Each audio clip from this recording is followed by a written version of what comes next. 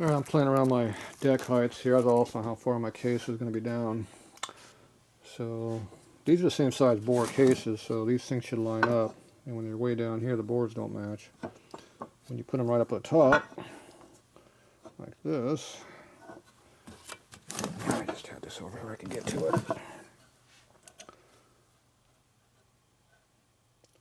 So deck heights come in identical,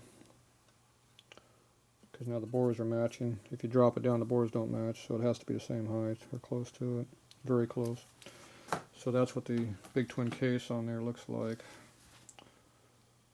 So obviously it's a lot lower through here, so that can be made to work by, say, gluing a Sportster case onto that part of it. Obviously we need a motor mount on this part, so can make it work. Just to do some welding. So I'm trying to figure out how much the main bearing would be different, because I went and measured it. It's the same on this case. I measured the location of the case here. On this one it was, come on, it's 5,480.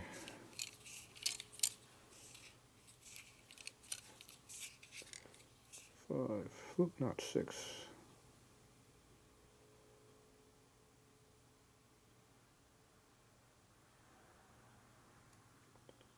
About there, 480. So if you put that on the edge of the top of your deck, put that over here, you're about in the center of the case. Maybe a little bit less. Oop. 5,450. If I go over here to the big twin case and do basically the same thing, looks like we're in the center again, see? So the stock deck height is probably something around the 5,450. So that's why they line up when you're line up.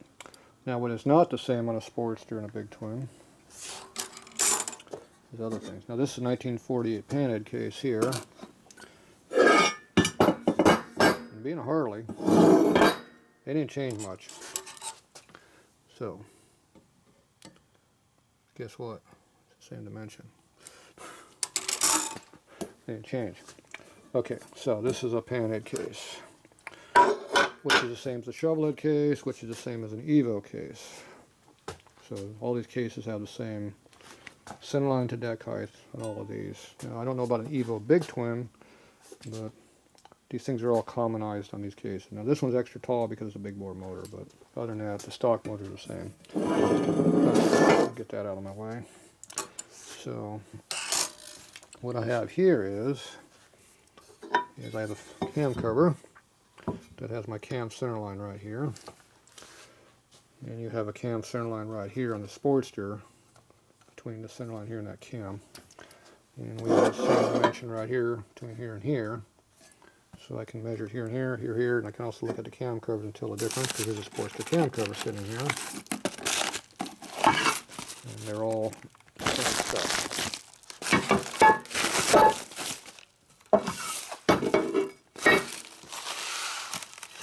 No matter what's easier to measure, measure this, measure that, whatever. It's the same stuff.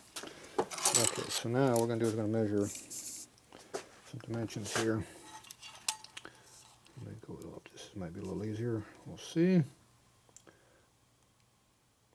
So it's close to 650. And you see how there's a big difference between a big twin and a Sportster.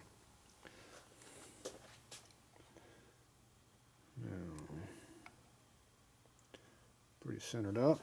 I think it's the same on this one over here too, because the Beal motor drives off this cam. So the XB Sportster motor, the cam, this is your ignition cam.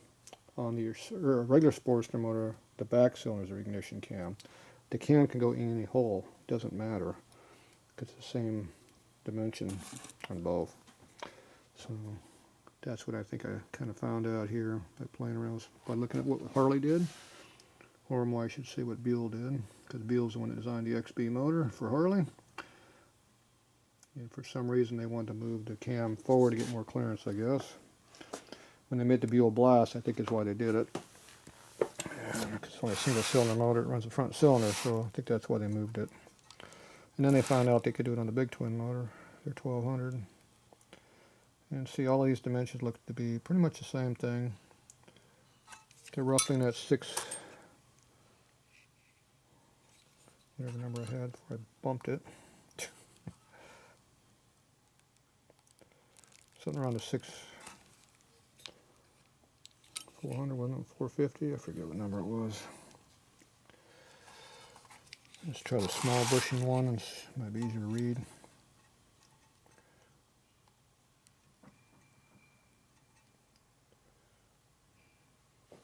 .8 maybe, I don't know, it's hard to tell. Trying to guess center lines on 2 different parts.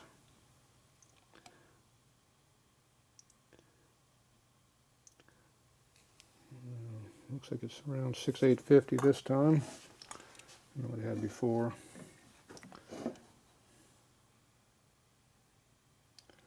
Yeah, something in that area.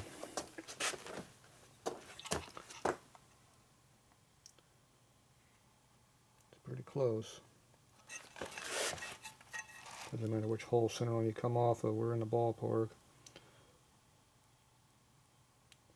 It's very close, it might be a tick more, but it's right in that area, so around 650, we're at 670 right there. Okay, well either way, this one's different. So I'm going to go ahead and zero this one out. So now we're at 0. Now I can see what the difference is between a big twin and a Sportster, without having to do math. So just take it and lay it on here, about the center, about the center. So we're about 325 different. Go with the big hole. See, the big hole's hard to figure that one out. Yeah, I don't know, could be. That's why I use the cam cover. 2 small holes are easy to guess on center lines and big ass holes. So yeah, I'm going to guess it's right around that 300 area. There's 303.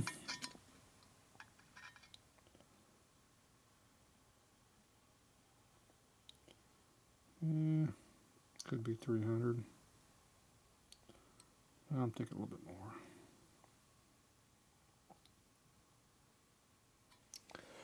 Alright, so basically we'll call it 300 because even number, I like even numbers.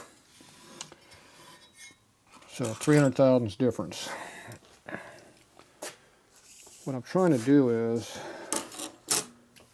trying to get it where I put a big twin crank into the Sportster case and run the 4 cams off of it. Because I want to put it on the motor. I want to put on this motor. It's really going to be that motor, the big cylinder on it, but still, this one too. Instead of being a single cam motor like we got right now, I'm making a 4 cam motor. So, Delcron used to make a 4 cam racing Evo motor for drag racing, but they don't make them anymore. I can't buy them. So that means I got to make my own. So when you put the big twin crank, which has the bigger main bearing and the bigger Timken bearing over here, this is actually a Sportster crank laying here. See how small that bearing is inside the big twin bearing hole? That's the difference. Hugely difference. I'm not going to be using a transmission back here. I'm going to use a big twin tranny, so I want to be able to use big twin parts. So for me to put a big twin crank into a Sportster motor, this crank has to match whatever you do it. The problem is a big twin crank pinion shaft right here is different than a Sportster pinion shaft, which is down there. This is splined and short, this is tapered and long, and they don't mix. So on this case here, if I can take it and lower things down 3/8 of an inch, then I can have room for a bigger main bearing in here, because if you basically get on the thickness of the, this is like 3/8 of an inch, this distance right here. So if I just lower it down and have a big bearing that goes all the way down to here, instead of being right here, it'll be 300 thou bigger, it'll be way over here.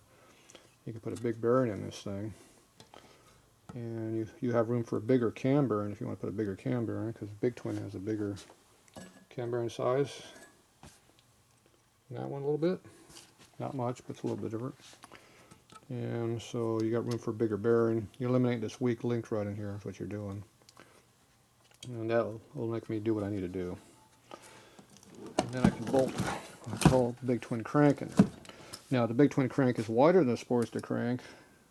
And when I go to that big ass cylinder, the crank's going to have to grow a lot because it's like 3 inches wider. And I don't know if I can even make that work. It's so much wider than what this case is here. It's ridiculous.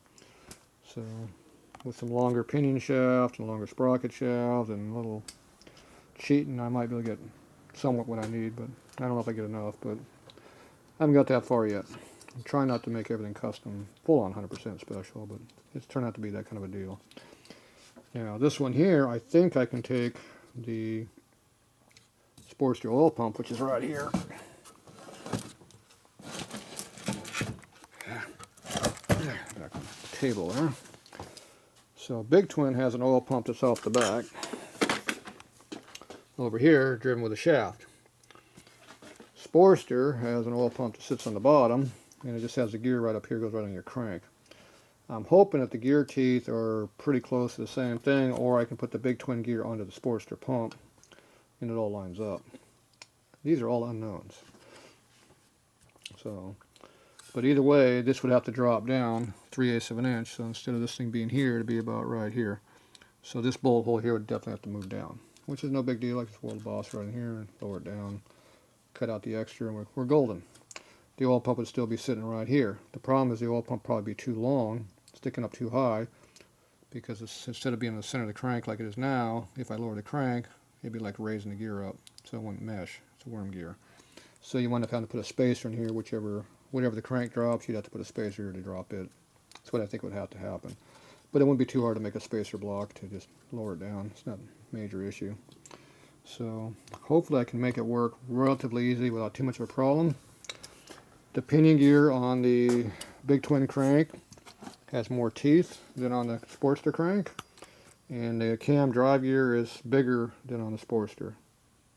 But I'm hoping I can take the Big Twin gear and put it onto a Sportster cam, and that would take care of the problem. I can still use my Sportster cams. I just have a Big Twin drive gear, a Big Twin pinion gear, and then I might have to put a Big Twin oil pump drive gear onto the Sportster oil pump to make that work. Most of your aftermarket oil pumps have a slip-on gear instead of a swedged-on gear like Harley did.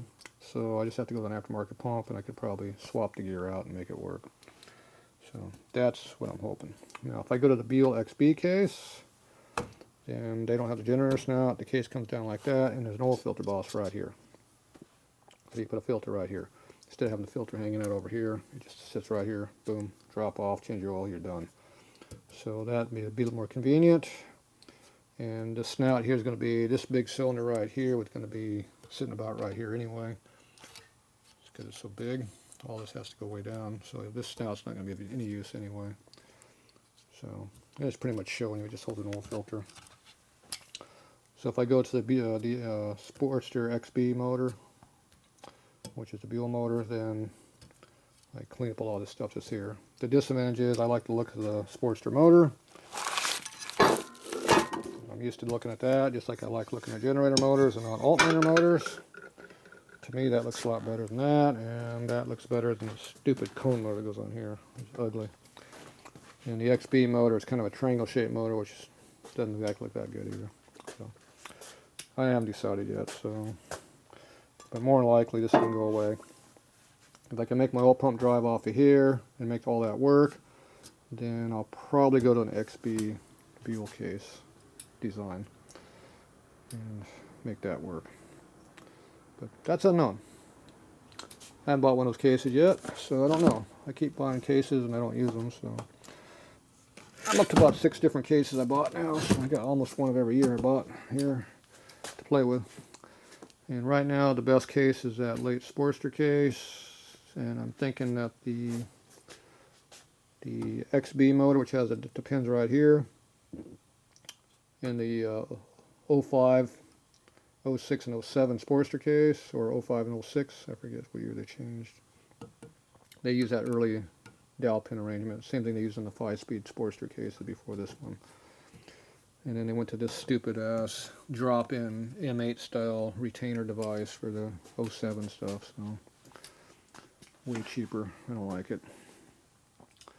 So I'm thinking maybe Buell might be the way to go, but I kind of like how the case is better on the Sportster, how it's made. It's more rigid through here. The Buell's more sculpture cut, and they're a little bit different. But it would get rid of this generator snout, put the filter here, and eliminate a lot of complications that I'm going to have with that big motor. So probably the XB case is one I'm going to wind up going to. I'll see. I got to buy one, see what it looks like, play with it, because I want to put that big motor together. I don't like these little small 140-inch motors. I want a 200-inch motor. That's what that would be. So there we go. We'll play. Keep playing. So there we go. 48 airplane, 2023 or 2022 Sportster, shovel heads, Evos, you name it. We got all parts. Are going to try to make one motor. We don't know what we're going to use. We're figuring it out. There you go.